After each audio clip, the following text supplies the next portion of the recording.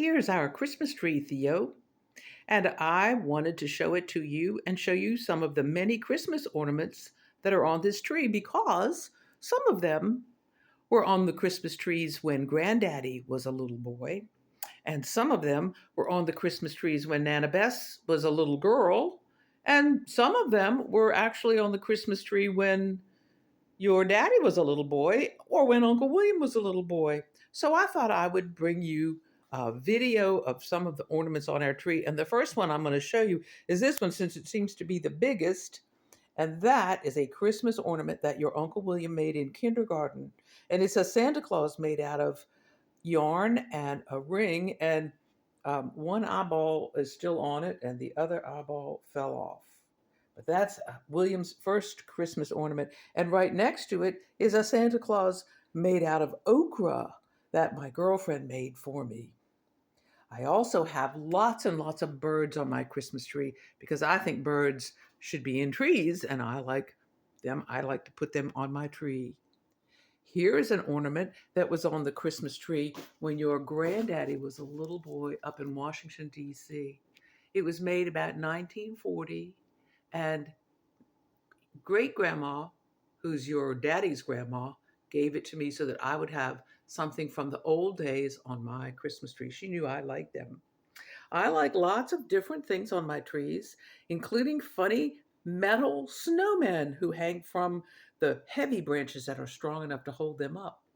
I also like Christmas ornaments that look like fruit. So on my Christmas tree, there's a banana, and I'll have to turn this around.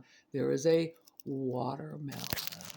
Don't you think every Christmas tree should have a watermelon on it? I love watermelons on trees and all the other interesting things. I have lots of glass Santa Clauses, and they hang in different places, but they're all up high because on the low branches we only have plastic and paper and wooden ornaments. And this is a wooden ornament that my mother bought when my baby sisters were just learning how to walk because she didn't want them to break anything. And when I was looking at these, I thought they were skeletons, but now I see they are some Mr. and Mrs. Snowman, and they have brooms, and they are made of plastic.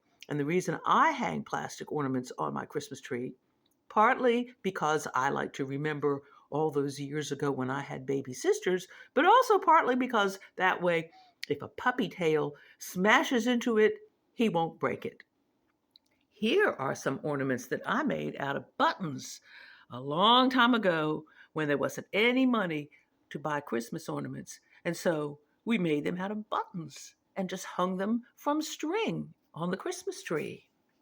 You can just put anything in the world on a Christmas tree, and I can tell you where all of these ornaments came from, who gave them to me, who made them for me, what's the store that I bought them for. But the best ornament of all is the Christmas tree star at the top. Granddaddy made that out of cardboard and he covered it with aluminum foil. And every year since 1981, we've put that star up on the tree. And it's twinkling and saying, Merry Christmas to you and to your mama and to your daddy and to everybody in the whole wide world. Merry Christmas, Theo.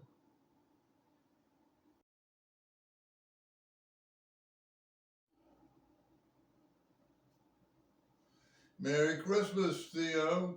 I want to play my favorite Christmas carol for you, and one that has been my favorite since I was about your age, and it's called Joy to the World. And it goes like this.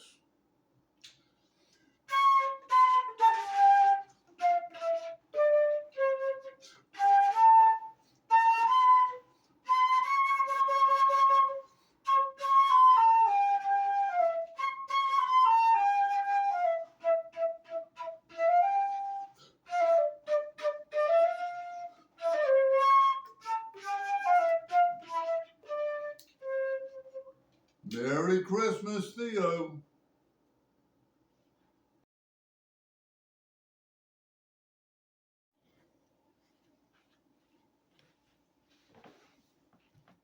Merry Christmas, Theo.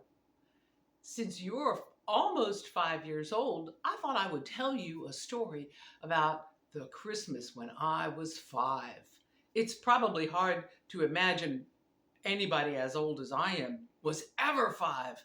But in fact, everybody has to be 5 before he gets to grow up. Well, when I was 5, my mama had a brand new baby on December the 28th, just 3 days after Christmas. And oh no, my daddy had to go all the way from Virginia to Texas to do some business. And my mommy wasn't happy. She said, I have 3 children already and a brand new baby, and you're going to leave me here at Christmas time all alone?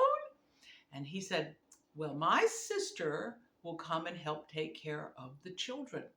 Now, my daddy's sister's name was Anne. She was my favorite aunt. She was actually my godmother. She was the nicest, sweetest lady. She was never cranky and she never scolded. And she was just so wonderful that I couldn't believe how lucky I was that I was going to have a brand new baby, real live baby to play with, and my favorite aunt come for a visit. So I was very happy. I loved babies. I loved baby puppies. I loved baby kittens. I loved baby dolls. But the best thing of all was real babies. Well, my mother was very tired and she was sleeping in her bed one morning, and my aunt decided she would get up and fix breakfast for everybody. But I was thinking and thinking about how much I wanted a baby. And I didn't know how you could have a baby, but I knew that mothers had babies and mothers were girls. I mean, I was only 5 years old, so I didn't know much about where babies came from, but I remembered watching a cartoon of a mother hen, a girl hen, and I knew she was a girl because she had on a dress and she had on a sunbonnet and she was knitting and she was singing while she sat on her eggs. And every once in a while, she'd get up and look at her eggs and then get back down. And she sang a funny song while she sang. And of course, she was a hen. She didn't have any words. So she just went, bok, bok, bok, bok, bok, bok. And so she was going, bok, bok, bok, bok, bok, bok, bok, bok, bok, bok. Baka baka baka baka baka baka baka baka. Well, all of a sudden she went squawk and she got up and there were baby chicks instead of eggs. Well, my aunt was in the kitchen and she had taken some eggs out of the refrigerator to fix for breakfast. And there was an egg on the counter and I kind of walked up and took that egg and I thought, I wonder if I sat on that egg and sang that song, I would end up with my own baby, and it would be a baby chicken, but that'd be okay. I would then have my own live baby. Well, I knew it would need to be in a really soft place. So what was the softest place in the house? The brand new living room rug. Oh, it was so soft. We had been walking around barefoot on it, even though it was December, because it was so soft. I thought, I'll take that egg and put it on that very soft new rug in the living room, and I'll sing the hatching the baby song, and maybe I'll have my own baby chick. So that's what I did. I took that egg and I set it on that soft rug. And then I sat right down on that egg. But before I could sing that song, you know what happened to that egg? It went crunch. And then there was a wet egg all over the brand new living room rug. And just then, I heard my Aunt Ann say, where's the egg I took out to cook for Penny for breakfast? And I had to go in and say, oh, I was trying to hatch it into a chicken. And it cracked. And it spilled all over the living room rug. And my aunt just laughed and laughed. And she went into the bedroom where my mother was sleeping. And she said, oh, let me tell you what Bess has been doing. And she told my mother that story. And everybody thought it was funny.